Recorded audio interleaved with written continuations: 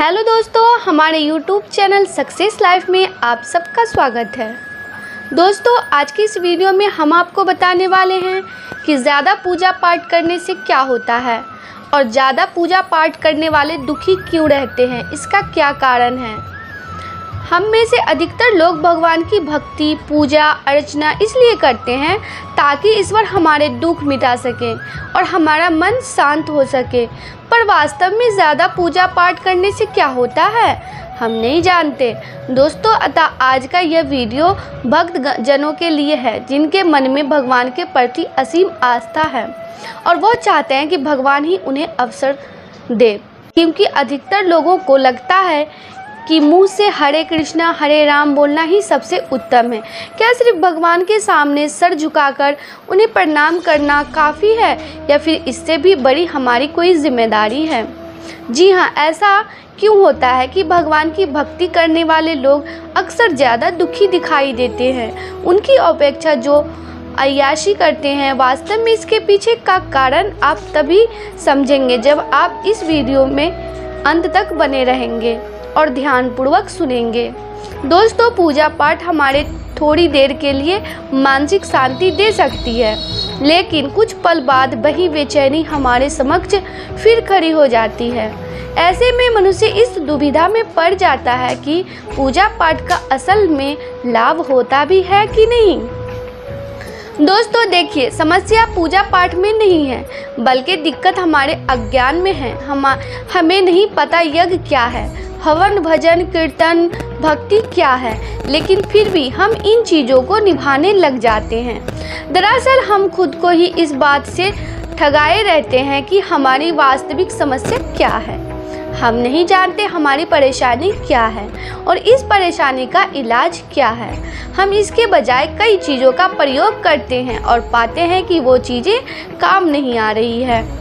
दोस्तों, उदाहरण के लिए किसी को लोगों से बातचीत करने में शर्म आती है, डर झिझक होती है और वो सुबह शाम पूजा पाठ करे तो क्या भगवान उसकी इस समस्या को हल करेंगे?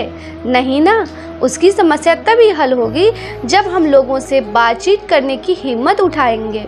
इसी प्रकार अगर आप घर में यज्ञ करवाते हैं, सुबह शाम पूजा पाठ करते हैं, तो पहले आपको पता हो कि शास्त्रों में यज्ञ से क्या तात्पर्य है, यज्ञ में अग्नि का क्या महत्व है, क्या यज्ञ में लकड़ी और घी जलाने से आपके जीवन में शांति आएगी। अगर आप सिर्फ पंडितों के कहने पर घर में यज्ञ करवा लेते हैं पर यज्ञ का वास्तविक अर्थ नहीं जानते, तो फिर यज्ञ आपके क्या काम आएगा। दोस्तों, आज की नई पीढ़ी धर्म के नाम से विदग्धी है। वो पूजा पाठ भक्ति हवन इत्यादि शब्दों से ही दूर भागती है। वास्तव में ऐसा क्या हुआ कि जो भारत एक धार्मिक देश कहलाता था, जहाँ ऋषियों और बड़े बड़े संतों का जन्म हुआ, उसी भूमि पर जन्म लेने वाले लोग धर्म से ही दूर क्यों होने लगे। दोस्तों, इसके पीछे बड़ा कारण है धर्म का अंधाधुंधकरण। बिना जाने बूझे पूजा पाठ करते करते ये स्थिति उत्पन्न हो गई कि अब एक पीढ़ी धर्म से दूर ही होने लगी।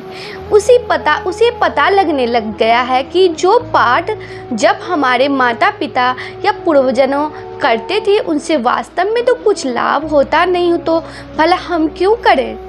उन्होंने देखा बचपन में ही दादी घंटी बजाकर पूजा पाठ कर रही है, तो दूसरी तरफ उनका ध्यान ही कुकर की सीटी पर लगा हुआ है, तो वो जान जाते हैं कि ये सब क्या चल रहा है। अतः इस प्रकार जब धर्म को हम समझते नहीं, धार्मिक क्रियाओं का असल महत्व हम जानते नहीं, बस निभाते रहते हैं, तो इसका परिणाम ये होता है कि एक पूरी पीढ़ी ही धर्म से दूर हो जाती है।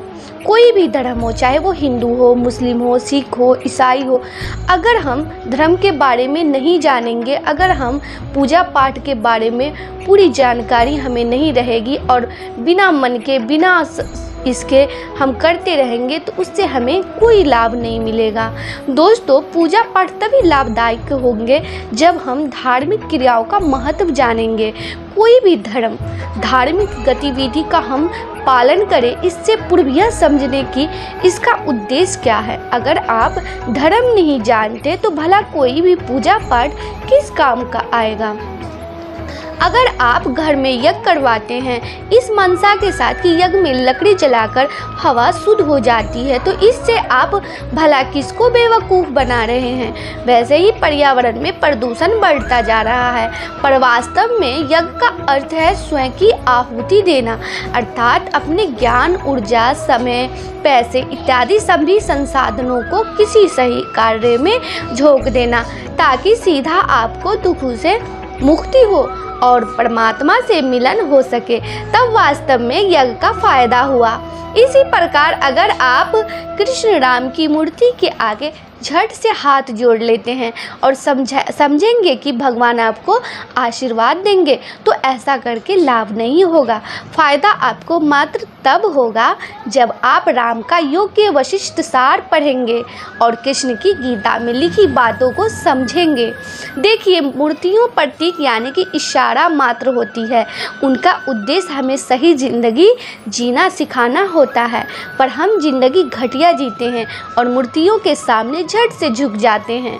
इसी प्रकार सभी लोग मंदिर जाते हैं और वहां जाकर अपनी मनोकामना पूरी करने की प्रार्थना करते हैं, पर वास्तव में मंदिर का निर्माण इसलिए किया गया था क्योंकि वहां जाकर मनुष्य का मन साफ हो, पर हमारे लिए उल्टा होता है।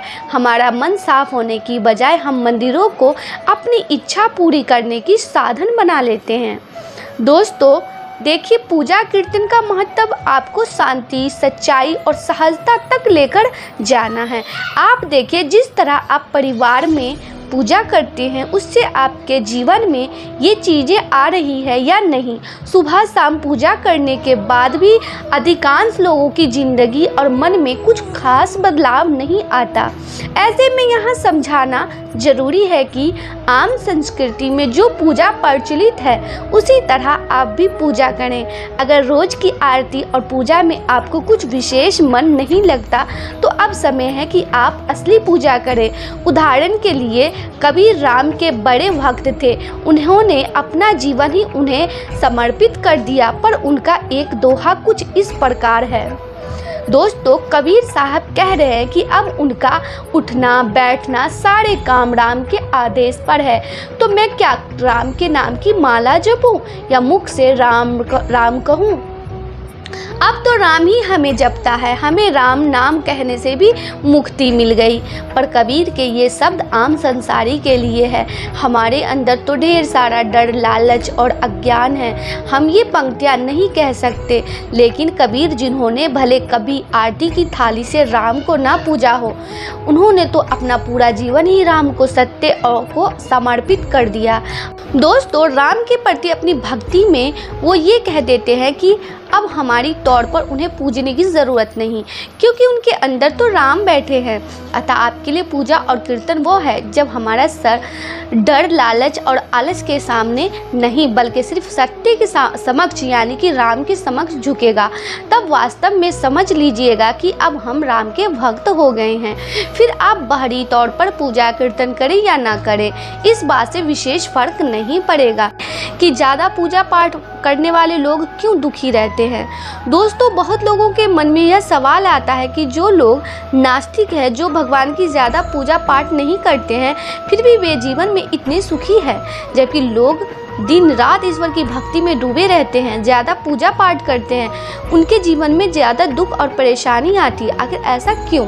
क्या भगवान अपने भक्तों के जीवन में इसलिए समस्या और दुख देते हैं कि वे उनके भक्त हैं? क्या वे अपने भक्तों की परीक्षा लेते हैं? जबकि भक्त भगवान की पूजा इसलिए करती है कि उनके जीवन में आने वाले दुख और तकलीफ कट जाए। दोस्तों, आपको बता दूं कि जो लोग नास्तिक होते हैं, जो भगवान को नहीं मानते हैं, ज़्यादा पूजा पाठ नहीं करते हैं, तो उनको सिर्फ एक ही चीज़ का पता होता है कि मुझे काम करना है और अपना जीवन सुधारना है। जितना काम करूँगा उतना पैसा आएगा, काम करूँगा तभी सारी सुख सुविधाएं मिलेंगी, काम करके ही जीवन में सफलता मिलेगी, यानी मैं करूँगा तभी जीवन में चीज़ें होंगी, वरना नहीं होंगी। लेकिन जो लोग भगवान को मानते हैं वो अपने आप को आगे ना रखते हुए भगवान को आगे रखते हैं, वही होगा जो भगवान चाहेंगे। चाहे तो मेरी गरीबी मिटा सकता है, भगवान चाहे तो मुझे गाड़ी बंगला पैसा सब दे सकता है, भगवान चाहेगा तो मेरे जीवन में कोई भी परेशानी नहीं आएंगे, हर चीज़ वह भगवान के भरोसे ही छोड़ देता है। ऐसा नहीं होता है कि आप भगवान की पूजा पाठ करेंगे तो कोई पैसों की बारिश होगी। ऐसा होता तो सब लोग अपना काम धंधा छोड़कर सिर्फ भगवान के सामने ही सारा दिन बैठे रहते कि पैसा तो अपने आप ही मिल जाएगा, तो काम करने की क्या ज़रूरत है। भगवान चाहेगा तो कहीं से गड़ा हुआ धन मिल जाएगा, हर चीज़ आसान हो जाएगी, घर में अनाज भर जाएगा। तो जिन लोगों की ऐसी सोच होती है भगवान चाहे तो सब कुछ हो सकता है, तो जिन लोगों की ऐसी धारणा है तो वो गलत है। तो दोस्तों, सबसे पहले ये जानते हैं कि जब हम लोग भगवान की भक्ति करते हैं, पूजा पाठ करते हैं तो हमारी मदद कैसे करते हैं, भगवान हम पर कृपा कैसे करते हैं। दोस्तों, जब हम कर्म करते हैं तो भगवान हमें ज़्यादा भगवान का पूजा पाठ करता है वही सबसे ज़्यादा दुखी होता है। जब कोई नास्तिक आदमी जो भगवान को नहीं मानता, कभी पूजा पाठ नहीं करता, कभी संतों का संग नहीं करता, वो सबसे ज़्यादा सुखी जीवन जीता है। यह सब चीज़ें देखकर कभी कभी तो ऐसा लगता है कि भगवान ही गलत है, भगवान का न्याय ही गलत है। ये कोई कहानी नहीं है, ऐसा हर किसी के साथ होता है। चलिए आज मैं आपको इसके पीछे का कारण बताती हूँ। आखिर क्यों भगवान को मनाने वाला व्यक्ति सबसे ज़्यादा दुखी होता है। एक गुरु के 2 चेले थे, दोनों ही पढ़े लिखे विद्वान थे। दोनों में फ़र्क सिर्फ इतना था, एक भगवान को मानने वाला था और दूसरा भगवान को ना मानने वाला नास्तिक था। एक ऐसा था जहाँ पर भगवान की कथा होती थी, जहाँ सत्संग होता था, जहाँ भजन होता वहाँ दौड़ के चला जाता और भगवान की पूजा पाठ करने लगता। दूसरा शिष्य इस सब चीज़ों को काफ़ी दूर था, वो शराब पीता था और वेश्याओं के साथ गमन करता था। सारी बुरी आदतें दूसरे शिष्य में थी। एक दिन क्या हुआ, एक शिष्य शराब पीकर अनाप शनाप बोलते हुए रास्ते में पैदल चलते हुए अपने घर को जा रहा था। अचानक उसको रास्ते में पैसों से भरा एक बैग मिल जाता है। उसकी खुशी का ठिकाना नहीं, वो जोर जोर से चिल्लाते हुए सबको बताता, मुझे आज पैसों से भरी बैग की थैली मिल गई, मेरा जीवन सफल हो गया, इन पैसों से अपने जीवन की आवश्यकताओं की पूर्ति करूँगा। वहीं दूसरा मित्र मंदिर से भजन करते हुए अपने घर को जा रहा था। अचानक उसकी पैर में एक बड़ी कील चुभ जाती है, रक्त निकलने लगता है। ठीक उसी तरह दूसरा शिष्य भी वहीं पहुंचता है और हंसते हुए उसको बोलने लगता है, क्यों तुम ही हो ना जो सबसे ज़्यादा पूजा पाठ करते हो, भगवान का भजन करते हो। क्या दिया तुम्हारे भगवान ने? मुझे तो देखो, मैं कभी मंदिर नहीं गया, मैंने कोई भी काम अच्छा नहीं किया, मेरे घर में भगवान का मंदिर भी नहीं है, मैंने कभी अपने घर में सत्यनारायण का कथा नहीं कराया, भगवान के सामने कभी माथा नहीं टेका, फिर भी मैं कितना संपन्न हूँ और अमीर हूँ, मेरे पास पैसों की कोई कमी नहीं है, सबसे ज़्यादा सुखी जीवन में जी रहा हूँ।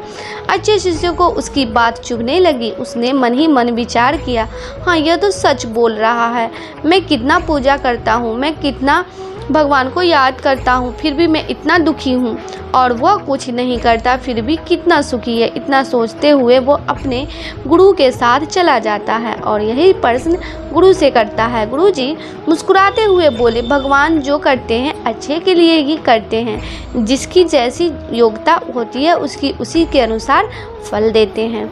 अब तुम्हें प्रश्नों का उत्तर तुम जानते हो, भगवान ने तुम्हारे पैर में कील क्यों चुभाई और उसको पैसों से भरी हुई बैग क्यों मिली? सुनो, तुमने पिछले जन्म में बहुत पाप किया था, इसलिए तुम्हारी आज मौत होने वाली थी। तुम बच गए क्योंकि तुम मंदिर गए थे, तुमने भगवान की पूजा की थी, यही एक कारण है कि तुम्हारी मौत ना होकर सिर्फ एक कील चुभी। अब तुम्हारे मित्र की बात करते हुए, पूर्व जन्म में वो एक संत महापुरुष था, इसलिए उसकी आज किस्मत बदलने वाली थी, करोड़ों की संपत्ति का मालिक बनने वाला था, मगर इस जन्म में उसने कोई भी अच्छा काम नहीं किया, इसलिए पूर्व जन्म के फल के अनुसार उसको थोड़े पैसे ही मिले, जबकि वो अरबों के संपत्ति का मालिक बनने वाला था। भगवान वो को दोष देना छोड़ दो, अपने वर्तमान के समय का सदुपयोग करो, भविष्य अपने आप सुधर जाएगा।